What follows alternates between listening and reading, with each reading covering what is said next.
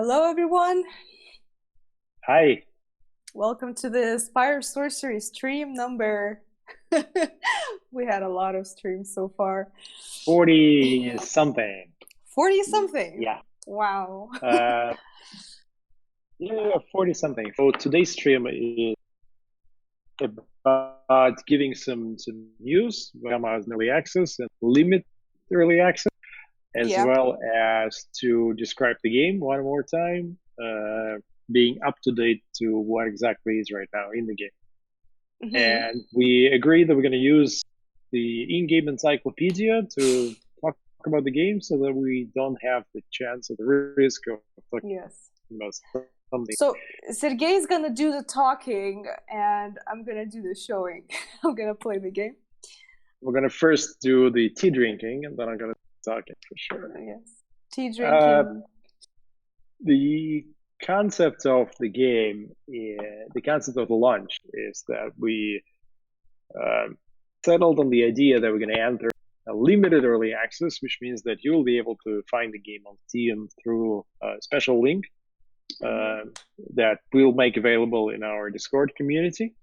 And we're looking for a few hundred players who are interested and willing to join the community at this time and go through that link and purchase. And that's the usual Steam way of buying the game. And if you're not happy, refunding the game and enjoying the original price in your local currency.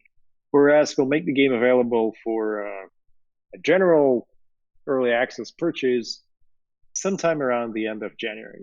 We made the decision that we would like to source additional budget to keep developing the game further for a couple of more months before we're ready to invite thousands of players into the game. Give us lots of feedback. Right now, we think that we're able to process feedback of a few hundred players and have some interesting, useful discussions on the forums. Getting 10 or 20,000 players giving us immediately lots of feedback is going to stretch our own limits, and as well as the patience of the community. And so we asked everyone not to please talk about the game or give us any feature. God forbid. It's like Send Fight emails. Club. You go to Fight Club, but you don't talk about it. It's more of, we have some pretty good friends in the industry. As the game comes closer to the launch, they ask us if there's any way that they can help us. And mostly we say, please don't promote the game. We right now are in the very active stage of development where we already get a lot of good stuff out of the feedback that the current 20 players are giving us. And we feel that this is a good balance. And a few hundred more players will enable bigger discussions, maybe deeper discussions, but a few thousand players will just kind of be too much of this stuff. So that's the current plan. Tonight or sometime tomorrow morning, it depends on how successful we are. We're going to send the version of the game into approval on Steam, and once it is approved, it's going to come out in limited early access next week. Hopefully. It depends on approval. We have no control. And as to the general launch, it will be at the end of January. If you have any questions, feel free to post them under this video or chat of this stream. And now let's launch the game and talk step by step. Let's launch the game.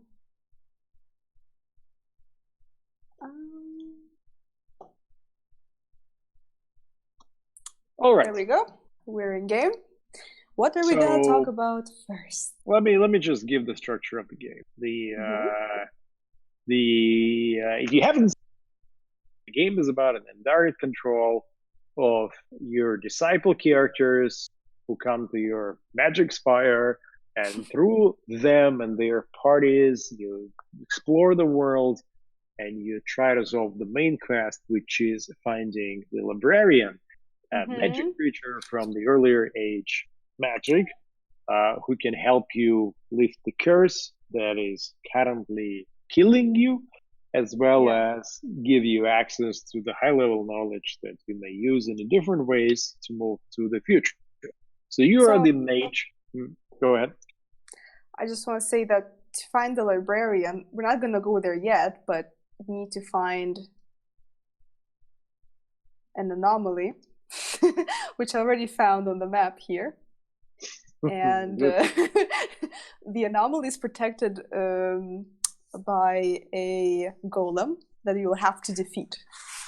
But we'll talk about it later, I guess.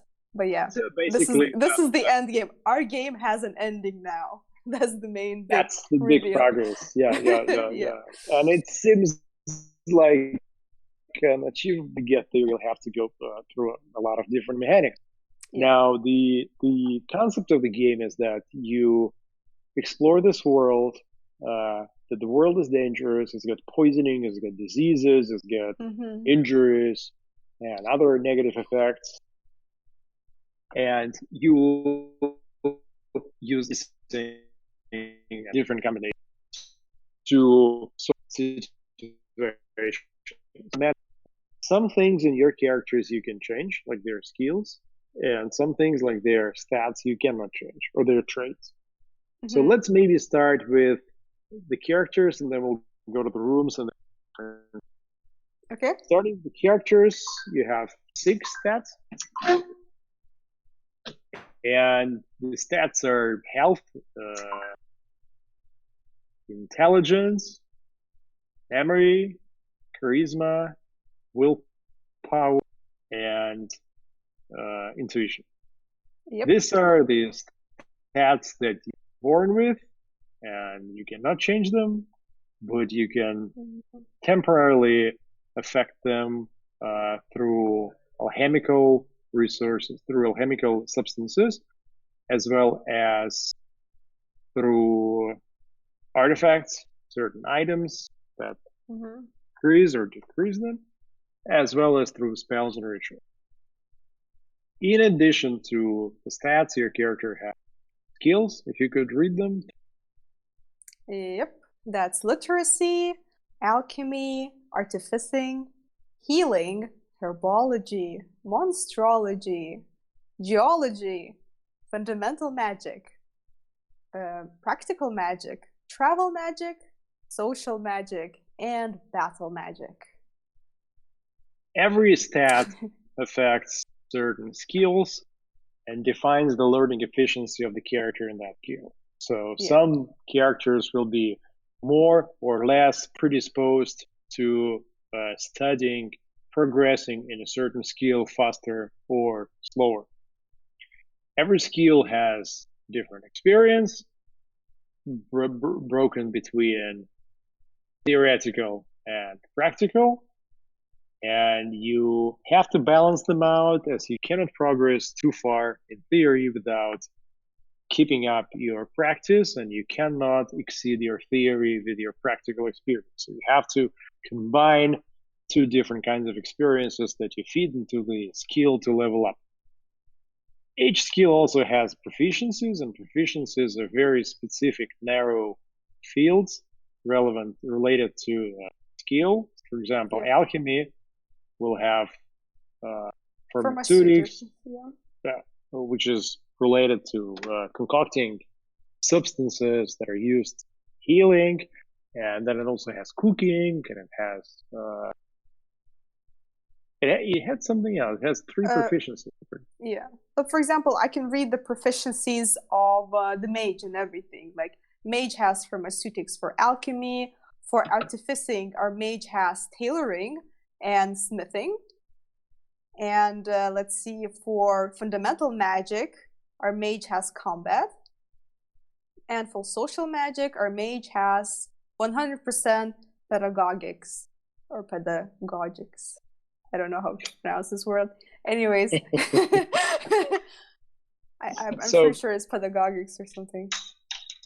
so proficiencies define allow you to do certain actions, and these are the actions that you keep doing and doing and doing, and you specialize, let's say, in pharmaceutics, or you specialize in cooking, and that Yeah. means that your success rate goes up, and the speed with which your performance goes up. The other thing about the skills is that you've got an excellent skills, And interest level of skills defines whether or not your character is happy pursuing a certain activity. For example, if the character hates travel magic, then they Oh. would be in that. Just Yep. like 3-4 here hates travel magic. Yes. And so you will be seeing that character in a sour mood whenever the character travels. On the other side, if the character loves a skill, then whether or not the character reads a book or attends a class or actually carries out actions related to the skill, that character will get happy. Why mood is important? Mood is important because mood affects your stat checks. And stat checks are the things that define the consequences of your actions during events. So let's say that your character would like to cross a bridge, then we check travel magic skill to know whether or not the character succeeds. If the character fails and falls off the bridge, then the amount of damage that the character will bear depends on the stat check of the character's health stat. Now, in addition to all of that, you will see a magic energy that the character has, which is replenished daily. And this is how much the character can spend on spells and rituals. The amount of magic energy goes up as the fundamental magic is developed further. You also have your stamina, which is used to perform actions, and once you spend too much stamina, you get tired, and then you get exhausted, and then your efficiency goes down. And then you've got your health points, which are basically a subset of your health stat. So 40 health points correspond to 1 point on the stat. And so when you lose 40, you lose 1 stat point.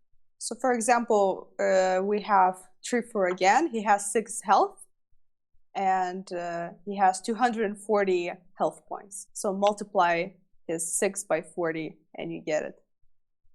And he's that's a pretty poor character because Stingtails give strong poisoning, and if he would get attacked by Stingtails and if he would get poisoned, he would fail the travel magic skill check, and let's say a health stat check he will fail for sure.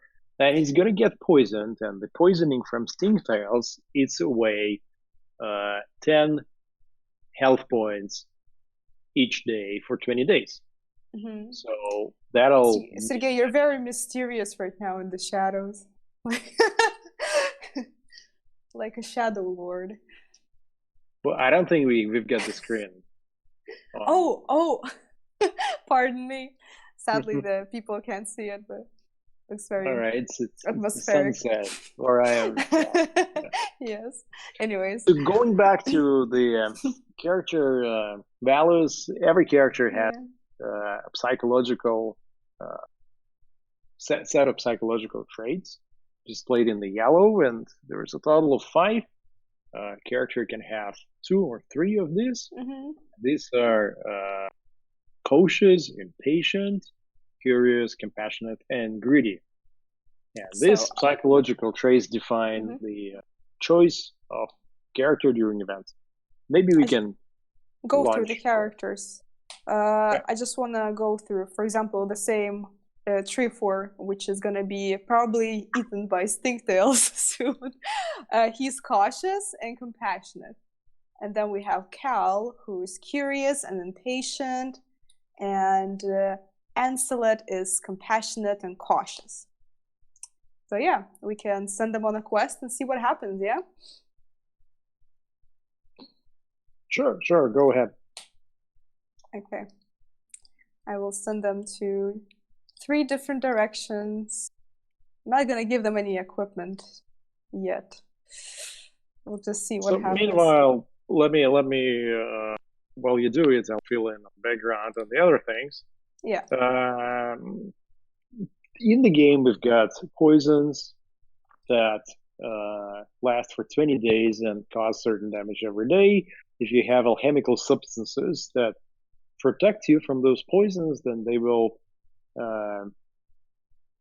not let that damage happen, but there's no way to cure poisons. You'll just have to sustain the character until the poison runs out. We've got injuries that happen during events because of the combat, because of certain things going wrong, and injuries require healing. You need to go to the hospital and then have a doctor, healer, treat you. You can prevent some of the symptoms, like bleeding, can be stopped by applying bandages. So if you can produce enough bandages, then you can sustain the character until the character is healed. And then we've got diseases, and diseases went through quite an evolution in terms of the concept. We used to have very aggressive diseases. We didn't think it was fun. Then we had high-level diseases that you could catch pretty much in every event. And we don't really want to make the game into the Spire of Healing. And so the current concept is that the diseases are chronic, long-term, they need healing, but they're not going to kill you. They're going to cripple you in different ways. They're going to affect your characters in different ways, but they're not really this big punishing thing that they used to be before. We have a character that came back, and he has chills, for example. He has mild injuries, damaged health, and he's starving, and he's very unhappy. So two things that are important. So let's go back and basically the whole game is happening through events. Whether or not you send characters on a mission or the characters go through some story inside of the Spire. Yeah. And the events are your quests and tasks. Quests are things that happen outside of the Spire. Tasks are something that happens inside of the Spire. They rely on trait checks for decisions. So if you find a corpse, then the character makes a decision what to do with it, to bury, to rob, or just to let it lie there and go through. The second check that happens is the action that the character decides on. So if the character decides to, let's say, rob a corpse, or depending on the event, then we perform a skill check whether or not the character is able to actually carry out that action successfully.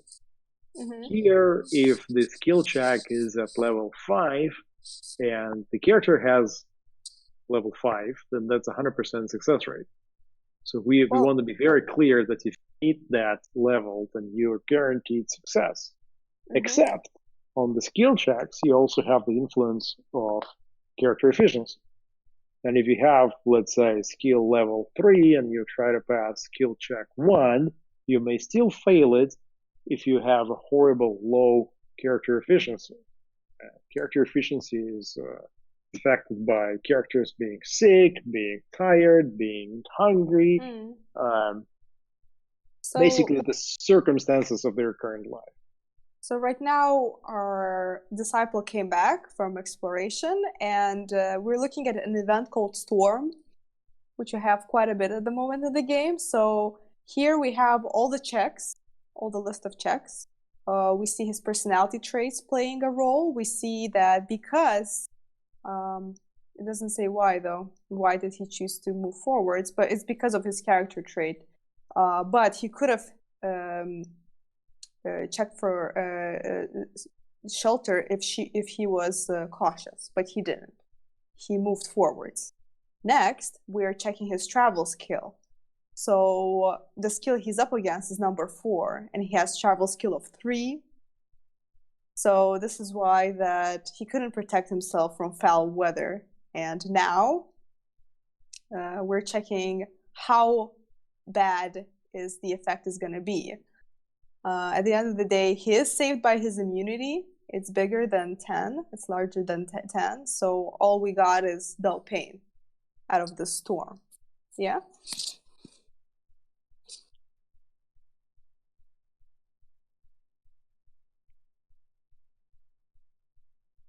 So same is happening here. He found a hidden cache, and there was nothing found. But because his skill of practical magic was enough, he was able to actually look inside, and his attentiveness is also high, so he was able to find that there's nothing there. Here's another stash. And here's another storm, and he fails again. He doesn't want to seek shelter again. But this time, nothing happens to him, so good for him.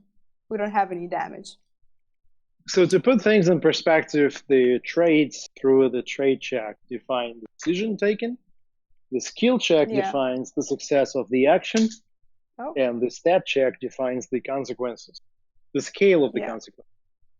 So, if you fall off the bridge, or if you're hit by a stone, then the stat check will define the damage that you will bear. And there'll be a stat check of your constitution, of your health. So basically, you have to manage all three categories in a different way. You have to think which character you make into the leader of the party and which leaders you send to different missions. You have to think which skills you want to level up in a specific character, and then you have to combine characters based on their stats, which you cannot change, but also take care of the mood, which affects stat checks, and efficiency, which affects skill checks. And this way, small things like having a good conversation or eating tasty food affect mood, and the mood affects big things, which are stat checks. In the same way, on its own, being tired, being hungry, or overeating doesn't really cause you any damage. But that affects the mood, not the mood, but the efficiency, and the efficiency affects skill checks. So even if you have a high skill, you may still fail the check if your efficiency is low. Yeah. And now maybe we should talk about different rooms. I just want our weakest character to come back because he's orange. And just see if he's gonna survive, because he's traveling he's red now. I wonder if he's gonna die. So the indication on the map. He's dead. He's dead. We told you he's not gonna live long. I wonder if he actually met Stingtails. Let's have a quick look. So he's failing from the very beginning, and his immunity is low. So he already has a minor arm injury. Good job. And he's also not cautious, so good luck for him. He's moving into all sorts of troubles. He didn't find anything in the stash. Here's another storm. There'll be a lot of storm events. Oh my goodness. He has dull pain, minor arm injury, moderate arm injury. Oh, he's failing. And let's see. I just want to check if he actually meets. Does the storm kill this character, or he actually meets like a proper threat? Oh no, he's getting injuries all over, just from storms.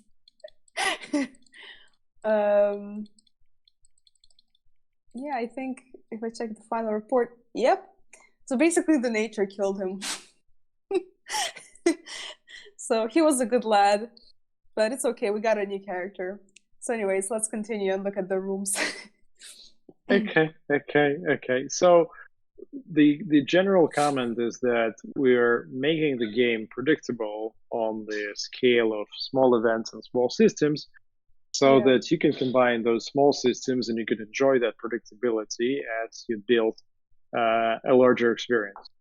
Otherwise, when we tried to make complicated mechanics, we didn't really enjoy it, because complicated mechanics altogether, they resulted in an unpredictability of gameplay that was pretty much, it seemed random. And our approach is that we want to give you a predictability level of small things, so you know the choices that the character makes, you know the skill checks that you will expect, you know the stat checks that you will expect. And so knowing all that, you throw them into the world, still different things happen to them, so you kind of try to manage the chaos of the outside world, but at least you can rely on the mechanics that you know how they work, and you can predict the outcome of small events. Going through the rooms, suit, where you have the main quest, and you know how long you survive. In this case, 11 days. Yep. We have the halls of magic, where you manage magic energy, your spells and your rituals, and the energy that you spend on research. We have the library, where you read the books and you upgrade your theoretical skill experience. We have the classroom, where you do the same, where some characters can teach other characters. We have the lab, where you do research and you research new knowledge and different skills, and this is how you progress. We have the workshop, where you produce different items, like crafting them. We have alchemic studio, where you concoct different alchemic substances. And then we have the kitchen, where you cook food and drinks. And then we have the hospital, where you treat injured or ill. And finally, we have living quarters, where the characters rest and sleep. And we have the warehouse, where you keep all your stuff. These systems are fun for quite a few months, so pretty certain that these are the basic mechanics that you need and that you use, and we haven't crossed the need to add any more. Of course, we have different ideas for possible future designs, from having a garden where you can grow herbs to having, let's say, kennels where you can raise animals. But all of those things, once we find to the core loop of the game, and we know that, okay, right now it's a good point to start adding some extra rooms that are not really necessary, but which are nice. What else? All right. Both crates are based not on the specific item, on properties. So here you can see that the recipe deals with alchemic properties, and the recipes for items and artificing, they deal with crafting properties. And that means that when you play and you have a new world generated for you, you are not in the bottleneck of having to find a specific item. Maybe this item is available in a mineral, in a herb, and in an animal. And so you have the option of hunting for it, or foraging for it, or mining it, depending on the skills of the characters that you currently have. And so that's kind of a second layer between the world and between the Spire, so that you're not really tied into a very specific playthrough. What else? We covered the endgame, we covered different properties, the items themselves. With endgame, at the end of the stream, maybe we'll try to send our characters to the anomaly and see what happens. Sure, I mean, go ahead, send them now. I'll just cover the so item properties. I'll also quickly talk about endgame at the anomaly that you will find here, because we're searching for the librarian who has all the knowledge that we need to survive, because we're cursed and we're dying, and also the world is very dangerous. So anyways, the librarian is somewhere in some place that the anomaly will take us. But the anomaly is being protected by a magical golem. So to defeat the golem, you can defeat him using stealth and sneak around unnoticed. You can use fundamental magic. You can use diplomacy, or you can attack and destroy the golem through physical force or magical force. So let's see what happens. On the Russian stream, we died. It was very sad, but this time we'll go, and I'll try to equip them as much as possible. So maybe then they will survive. So while I'm equipping and sending them, you can talk about item properties. Yes. Sure. So just like there's alchemic and crafting properties that exist between the actual items, like gold and diamonds, and let's say fat of steel, and crafting and concocting, the different items interact in the same way with the world. If you take protective boots, then you see the specific event effects that they have, and the spells and rituals also interact with the world through effects. And the alchemy does the same thing. So you're always able to take a look at the item, whatever it is, and see the effects that it has on the outside world, and then combining different effects with different events, you solve challenges and progress further. And in the game, you can solve pretty much every challenge through a combination of alchemy, magic, and artificing, and that's the main ambition that we currently have. And that's basically the vision for the game that we have. That you're not tied to playing in a specific way, but you can complete the game combining 3 different areas of expertise. Each item has a weight, each item has a rarity level, and that depends on how common or uncommon that item is. We did it! Sorry. Oh, gotta finish the game. Okay, cool. It says you've lost, but I didn't. I've actually won. Okay. I've won Spire of Sorcery. I met the librarian. Through cheating. Through cheating. Yes. I'm looking at like everything. The danger in the game is radial, basically. So the closer you are to the spire, the safer you are. The further away you go, the more skills and items you need to craft and have in order to move forward. So in reality, without cheats, if I would just set my character somewhere far, far away, they would die very quickly. So yeah. Sure. And to finish off, for consumables, you don't really have the weight and the rarity. And for the rest of the items, you do have the rarity levels that go from basic to unique. And then you have the durability, which defines how soon the item will be destroyed. And the item is destroyed through use. So you will have some characters who are very careful in using items, and you'll have some characters who are pretty careless. And so reading a book, they may damage it enough that other characters will not be able to read it any longer. And I think that's pretty much it that we wanted to cover in this video. Yep. So we're back to our faces. Sergey is still mysterious and in the shadows.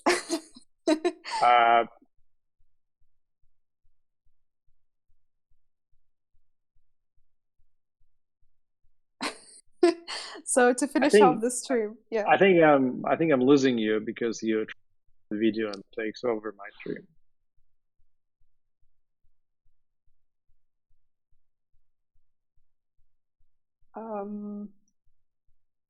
Can you hear me properly? Yeah, but I think it's just if you can wrap up because I don't see anything on my screen. Oh, okay. So I'm gonna wrap this up. So we're working very, very hard to unleash the game upon you. So if you want to see how we're doing, check out our Discord, check out our forums, be active, and wait till we make our very close beta release. So yeah, thank you very much for tuning in, and see you next time. See you next Wednesday. Bye-bye. Yep. Thank you. Ciao.